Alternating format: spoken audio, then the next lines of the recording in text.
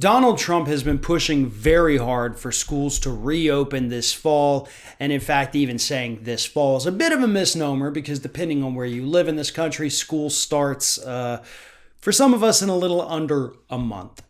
But nevertheless, even though we are seeing a massive spike across this country in total number of new COVID-19 positives, Trump insists that schools are opening in the fall. And he has threatened that if they don't, he will illegally cut your federal funding, which he can't do. He's threatening to do it. He has no legal authority to do it, and that could lead to very well another impeachment for him if the Democrats had any kind of spine on them. But that's the reality in which we live right now. So the question is why, right? Why is Donald Trump so insistent that our kids go back to school and risk getting infected, risk infecting their teachers, and risk sending those infections back home with the children every day? Why? And the answer is simple. It's far more sinister than we think. He doesn't care if these kids get sick. He doesn't care if these kids bring the illnesses home. What he knows is that if the kids stay home, the parents can't go back to work. If the parents can't go back to work, the economy can't function the way that he needs it to function in order to win re-election. To put it another way, your kids have to be the sacrificial lambs that he is sending off to slaughter so that you can go sacrifice yourself at the altar of big business. That's what he wants to happen because that is the only way, making all of those different sacrifices, that he is going to be able to pull out a victory in November. He knows that. Most of the public understands that. The economy was the only good thing that he had going for him. The pandemic has stripped that away. And the reason the pandemic, by the way, was able to strip that away from him was because it was all a farce. The economy was not actually as strong as everybody had been telling us it was. When the economy came crashing down and then we had the bailouts and the rebuild and the new regulations, none of them actually helped put more money in the pockets of American workers. None of them actually helped us be able to create any kind of savings that would prevent us from going under if we didn't have a job for 2 months. See, that was the problem.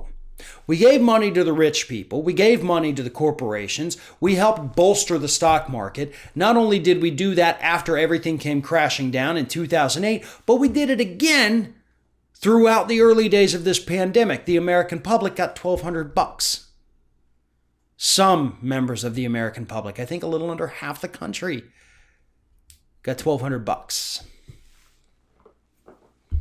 And that's why we have to go back to work. We know it's dangerous. We know it's stupid. We know that we don't have safety precautions in place. But that's what they're forcing us to do by not helping us out. It's either that or we lose our cars. We lose our houses. We default on other debts. We destroy our credit, which is also another made-up thing that'll determine whether or not we can borrow more money and go deeper into debt. That's what credit is. But that's why the kids have to go back to school. Because if the kids don't go back to school first, none of that other stuff can happen.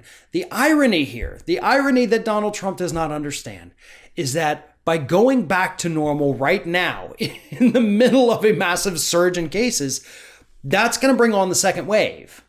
Actually, it's not even going to be able to be called the second wave because we never actually overcame the first wave. The surge right now is still part of the first wave. But when we all go back, if we haven't gotten this under control, if we don't have the safety precautions in place, which we do not at the moment, God damn it, like we have idiots in this country who are out there openly protesting because they don't want to wear a mask. Like, go straight to hell, right? You're really that much of a freaking infant? I guess that's a conversation for another day. Something that's really obviously eating away at me because I'm just shocked. I know people are stupid in this country. I know it. I get it. I see it every day. I'm down here in the deep south, folks. I see it.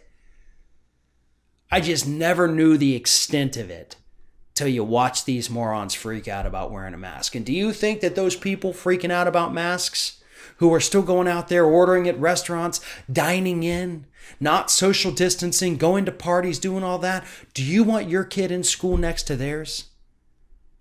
Because even though kids have been statistically a little less susceptible to the virus, they can still get it, they can still die, and they can still spread it. I don't want my kids going to school with those morons. And unfortunately, where I live, all I am is surrounded by morons. Half the people around here aren't wearing masks. And I think half is actually being generous. I think it's well over half that aren't wearing them. But Trump doesn't care. He wants your kids to go back to school. He wants them to be near those people. He wants them to be next to him because that is his phase 1 for getting this economy up and running before November. Otherwise, he's out of the White House in January.